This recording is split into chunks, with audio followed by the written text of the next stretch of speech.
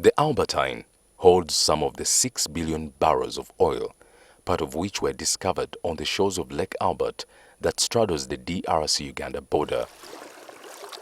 In this sub-region, communities have been evicted as farms dig the bowels of the earth to establish infrastructure projects. This sub-region contains some of the most biodiverse ecosystems which could be exposed to the carbon footprint. So that the discussion does not really end here.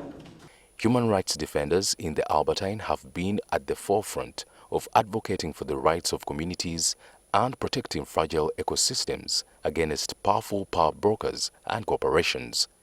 But a recent report suggests that many human rights defenders in the Albertine are shrinking their responsibilities as a result of attacks from government, which appear to be calibrated. A chief magistrate under the Act does not have. The recent clampdown on a number of NGOs and the detention of prominent human rights lawyer Nicholas Opio suggests that there is narrowing civic space as the country heads towards the polls.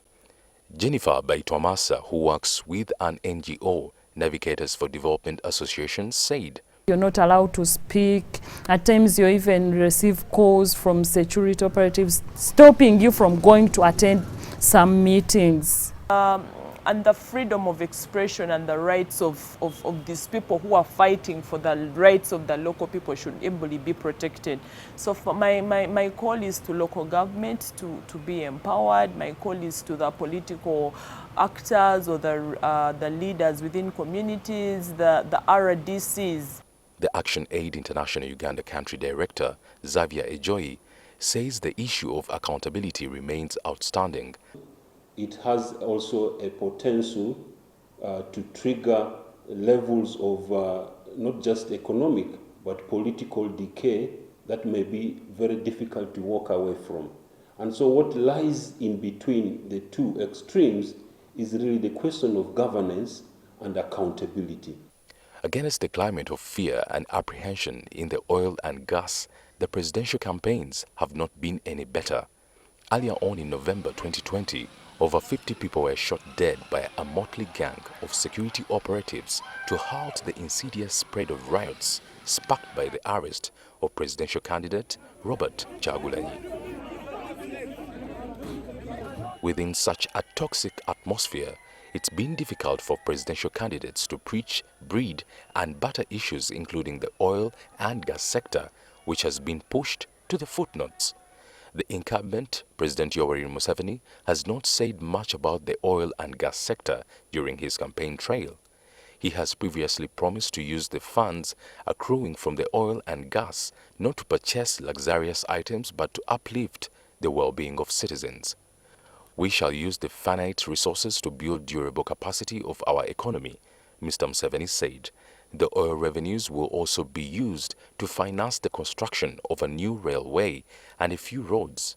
They will also fund science and innovation, irrigation across the country, renewable energy resources, and high-tech education, he said during the Oil and Gas Summit held in Kampala 2016. But going by the past record, there is ambivalence about the current government track record. There are accusations that the government has not been squeaky clean in the area of transparency and accountability. For instance, after depleting the petroleum fund, government is now looking for other options to plug gaps in its pre-election year. Between 2017 and 2019, with the blessing of Cabinet and Parliament, Finance Minister Matia Kasaija withdrew a total of 770.3 billion Ugandan shillings from the petroleum fund and channeled the money to the consolidated fund. Section 59(3) of the Public Finance Management Act, FMA 2015, as amended, ring-fences all revenues to financing infrastructure and development projects only. It's not clear yet whether the funds were spent on these specific items. However, in August 2020, Uganda joined the Extractives Industries Transparency Initiative, EITI. The Transparency Initiative is a global standard to promote the open and accountable management of the extractive industry. It necessitates the disclosure of information in the different value chains, from extraction to receipt and sharing revenues of the oil and gas and mining industry sectors. Sophie Chagulanyi, the Governance and Accountability Manager at Oxfam Uganda, says for the purpose of compliance with the EITI, Uganda ought to publish the production sharing agreements. And the only challenge that seems to be a bigger question is how we operationalize some of these standards. And in the operationalizing is where we find that there's so much that we need to appreciate. For instance, if they say that as a country we've signed up to the Extractive Industries Transparency Initiative, what does it mean? What does it take for a country like Uganda? And how would we be able to behave differently, given that we have a different moral question that we have not addressed relating with corruption? How would we behave differently now that we've signed up to that? I think it goes beyond signing up, being accredited internationally, that we are now members of the EITR. Have we really put this question to the understanding of the citizens, the ordinary citizens who is walking on the streets in Kampala or in the villages across this nation, what the debt burden will mean and whether the revenues that will be accruing from this oil will be in tandem with the debt burden that we are entering into. That is the question of accountability, because it's not just talking about we got money, how we spent it, but in future, because our children and children's children will have to pay some of this debt. The NRM manifesto for 2021. Of all manifestos, the NRM's is the most elaborate on the oil and gas sector. It specifically speaks about the development of the East Africa crude oil pipeline, the refinery and airport in Kabale, Hoima district. It also provides for a roadmap to execute key agreements by the end of 2020 in time for the final investment decision.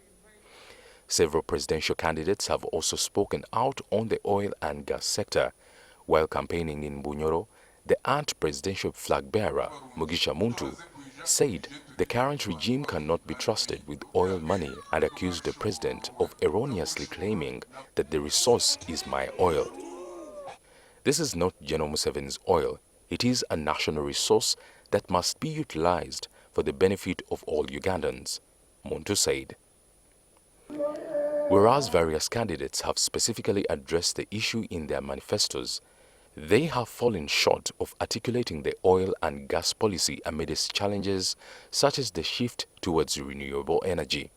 The NUP manifesto is silent on the oil and gas sector, but their candidate, Chagulanyi, has promised to ensure accountability in the sector and ensure that the host communities benefit at his rallies. Independent candidate Joseph Kabuleta, who hails from Bunyoro sub-region, says he will renegotiate the oil contracts government has made with international oil companies because they are not transparent. The FDC manifesto is not specific in addressing the oil and gas sector, but takes a wider view of the country's mineral potential that it says remains underdeveloped. It is marred by corruption and is grossly underexplored for commercial mining. There is rampant and deliberate undercollection and underdeclaration of royalties amounting to billions of Uganda shillings over several years for exports of gold, tantalum and tungsten, among others, partly reads the manifesto. As part of the solution, the FDC plans to auction mineral exploration licenses rather than insider dealing. This will, in its view, increase competitiveness and ensure that the government gets maximum revenue from these licenses. The party plans to carve out 60% of large mines to be owned by Ugandans to forestall the otherwise massive repatriation of profits by foreign firms. There was a level of articulation, though there are certain aspects that we think needed to have been strengthened in their articulation, especially for the written manifestos, because assuming we elect any of them into power, it is the written manifesto that will be a basis for the policy formulation and development. If you look at, for instance, the mining sector, and you try to understand what are the issues within the mining sector that have been taken on, there are quite a number of aspects that were pinpointed by the Citizens' Manifesto on Mining and Petroleum. that need immediate and urgent action the moment any political party comes into power. Chagulanyi argues that much of the campaign tropes are largely personal attacks and less to do with the bread and butter issues. Caroline N. Amena, who works with Action Aid International Uganda, reveals that the oil and gas sector is nascent and the aspects of oil and gas and governance and management is largely concentrated at central government, but not so much is known at the local level. And we produced what we call a citizens manifesto on mining and petroleum. And this was to through extensive consultations from the stakeholders, both at national and district or subnational level, but ably to be able to articulate the issues and the current challenges in the sector and to be able to advocate for inclusion of some of the things that we think should be able to support the development of the sector. And what you see in here, I would encourage everyone to have a copy, but specifically mainly about the oil and gas sector, the question of participation, effective citizens' participation in decision making, in accessing opportunities, benefits, employment, opportunities to provide services and goods is very key to the people. There is a greater threat that is premised on the fluctuating value of the country's oil and gas amidst heavy borrowing reliant upon projections meant to accrue from the resource once crude is pumped out. According to a recently released study by the London-based climate policy initiative Energy Finance, first published in the sister East African newspaper, Uganda's upstream oil reserves slumped by 70% in value over the last 5 years, compromising the economic viability. According to a multidisciplinary team of economists, analysts, and financial and energy industry professionals that develops innovative finance and market solutions to accelerate the energy transition, these changes in global oil market have reduced the value of Albertine Basin resource from $61 billion to $18 billion over the last 5 years. Uganda may have to renegotiate terms with foreign investors, Total and China National Offshore Oil Company, as their returns are now below commercial viable levels. Renegotiation could cost Uganda hundreds of millions of dollars, and it plans for a new $4 billion oil refinery. The 1.6 billion barrels of commercially recoverable reserves could have been worth, based on the net present value of future cash flows, $61 billion based on CPI's long-term oil price projection from time of the original planned final investment decision of 2015. But by 2020, first oil has not yet flowed as decisions to invest continued to be delayed and global oil markets have changed after 5 years of turmoil and volatility.